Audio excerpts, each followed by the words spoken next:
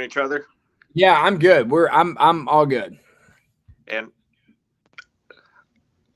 okay, there's a bit of a delay on the line. It looks like maybe a 1 or 2 second delay. So Hardy, I apologize if I step on some of your answers. But thank you for joining us. We're excited to have you coming out to Sacramento as part of Jason Aldean's tour.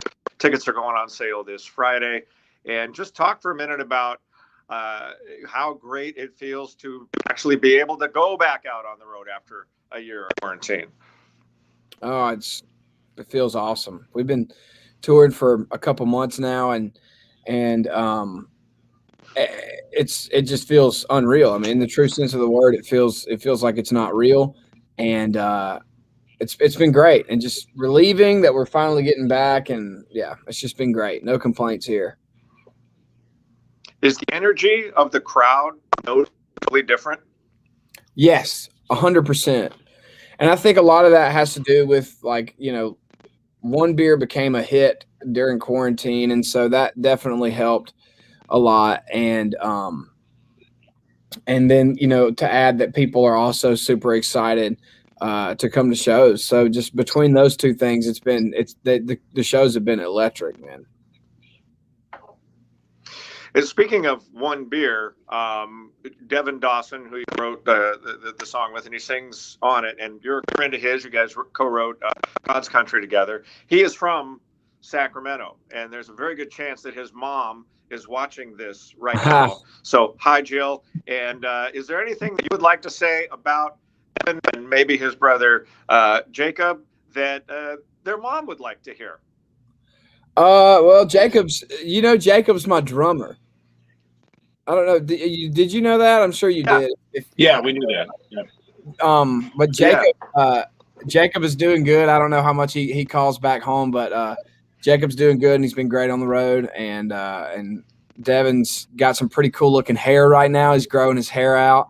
I don't know if she's seen that, but it looks pretty cool. It looks rock and roll. So, but they're both honestly really good dudes, and I love spending time with both of them. And yeah, they're great guys, and I wish Devin the best in the future. But we hear that you like to golf a lot. Is that something that you picked up being on the road, or have you always been into it like since high school? Yeah, believe it or not, I've been playing since I was like 14. Okay. I love it. I love the game of golf.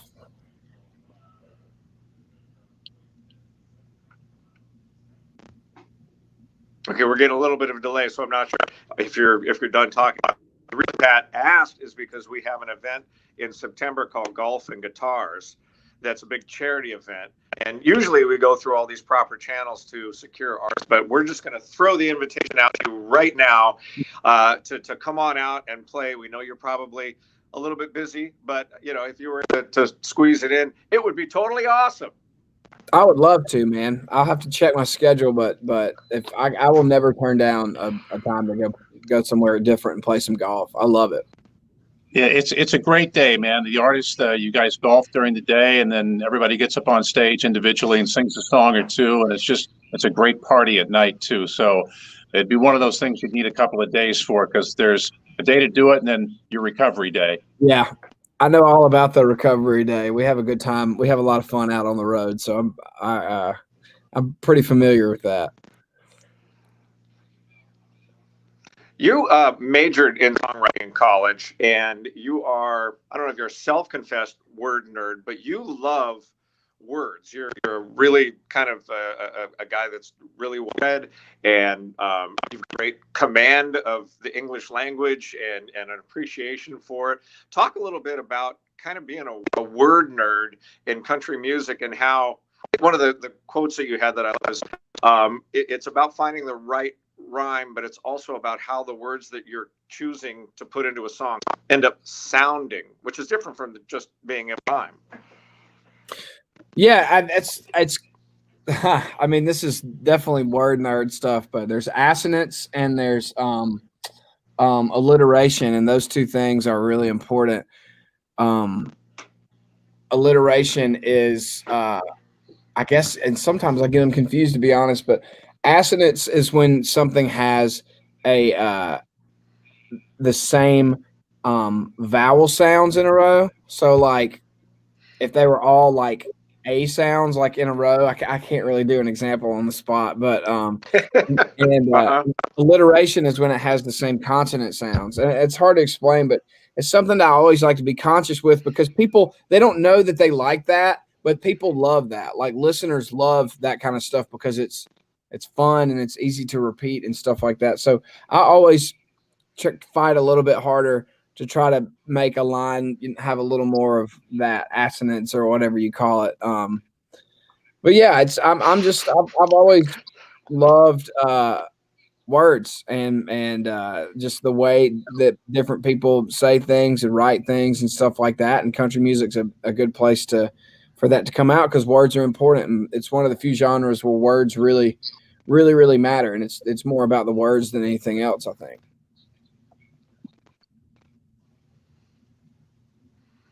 So an example of an alliteration would be Hardy Hype's hit because HHH, right? And then Yeah. what's the other word again? Assonance? Assonance, and it would be like if you take a beer, like Shock Top is assonance because it has two of the same vowel sounds. Because I am depending on nowhere what he's had near for as- breakfast, sometimes there's a plenty of. Sometimes It's Pat just a- brings a it's little assonance to our show in the morning, and I do too. We contribute equally. So Yeah, sorry, it's a- getting a little it's off a- color it's- there. Apologize. It's a great sounding word. So, you have, in my mind, from the past couple of years, some of the best written songs in country music, including one you did with Morgan Wallen called "More Than My Hometown." Were you thinking about your hometown when you wrote that, or whose idea was that? I had the title More Than My Hometown, just the words. I didn't have any story behind it. And we sat and talked that day. I threw out this idea. I said, I had this title called More Than My Hometown. And we talked about it for like an hour until we realized that we wanted to say, I can't love you more than my hometown. And I don't know. It was just a kind of a made up story. And I wasn't really thinking of my own hometown, but definitely use my hometown to kind of pull from like some of the images that we put in the song for sure. I do that all the time. Just to have a very stereotypical small town that I'm from, and so it's easy to pull some inspiration from it. You talked about when you first met Florida Georgia Line, how much you guys connected, and then Cruz blew up, and you didn't hear from him from like 4 or 5 years, and then you reconnected. Is that typical? Like the circles that songwriters run in, like you meet somebody, and maybe you write a song, you've got an idea, and then somewhere down the road, could even be 5, 6 years later, you reconnect and you write again. Yeah, that happens. Definitely. It definitely happens. All the time. People kind of, Nashville is all about who you work with, the best at the time, I think. And even for me, like I have people I haven't written with in a long time that eventually I'll phase out of the people that I'm working with right now, and I'll write with some older people, and eventually I'll phase back out with them and write with other people. And it's just the way that the business works a lot of times. Who are you writing with now? Who's in your stable? A lot of songwriters that you guys probably have never heard of, but I've been writing a lot with Cole Swindell, Dierks Bentley.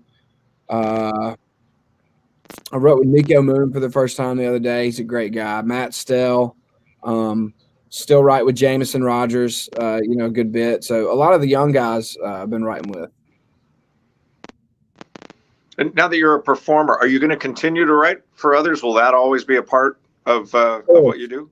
Yeah, of course. That's I moved here to be a songwriter, so I will never give that up ever. Man, Hardy, thank you so much for taking a few minutes. Sorry about the delay in the line, but we really appreciate taking time today, and look forward to having you out here with Jason Aldean. Of course, man. I'm looking forward to coming out there. It's gonna be a party. It's gonna be a good time.